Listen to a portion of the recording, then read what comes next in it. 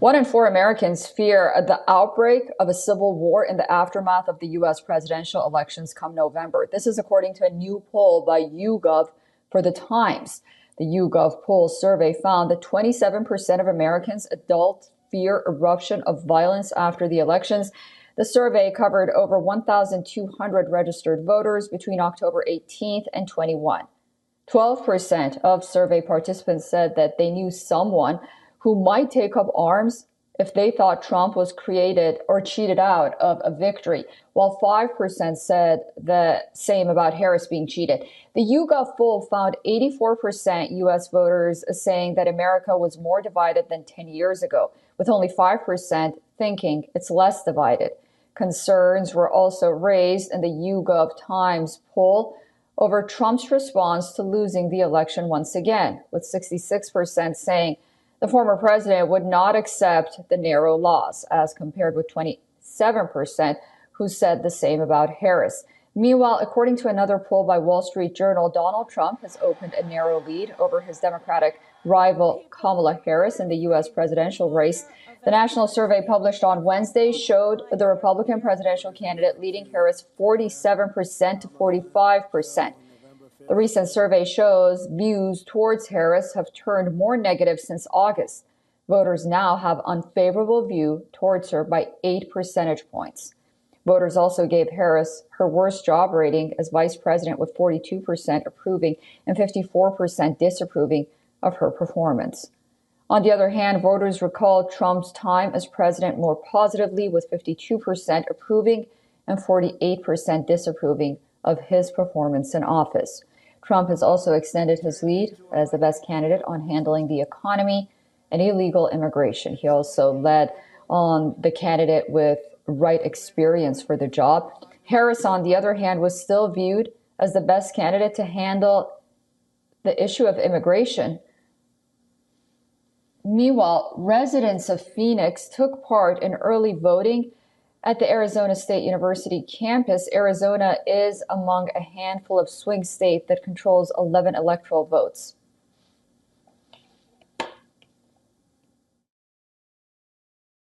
I voted for Trump because I think Trump has the best ideas within helping the community and the United States, and helping with tax cuts. And yeah, I don't know, I just really like Trump. So I did vote for Kamala. A lot of reasons personally that, I just don't agree with Trump, and I do, as I am a colored person. So I am in support of reproductive rights. That's a big thing for me. There's a lot of personal things that I shouldn't really say on camera, but yeah, I'm a Democrat, so I voted for Kamala.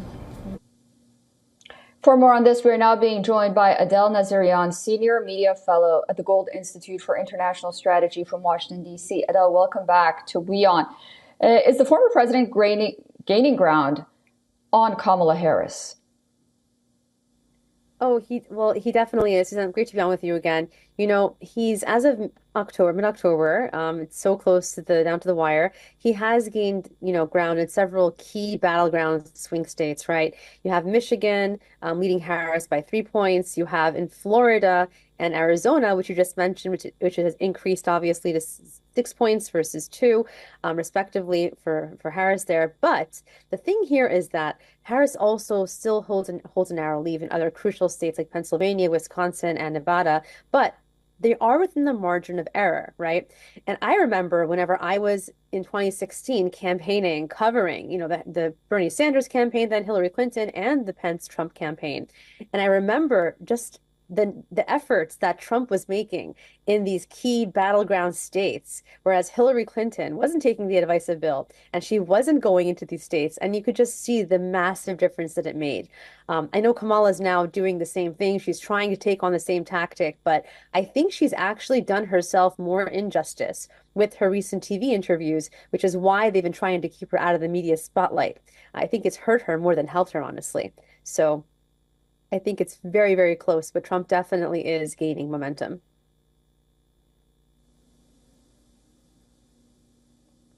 Yeah, it's really interesting to see. It appears that it's the issue of abortion that is the only issue that she's leading with, and that's with young women only.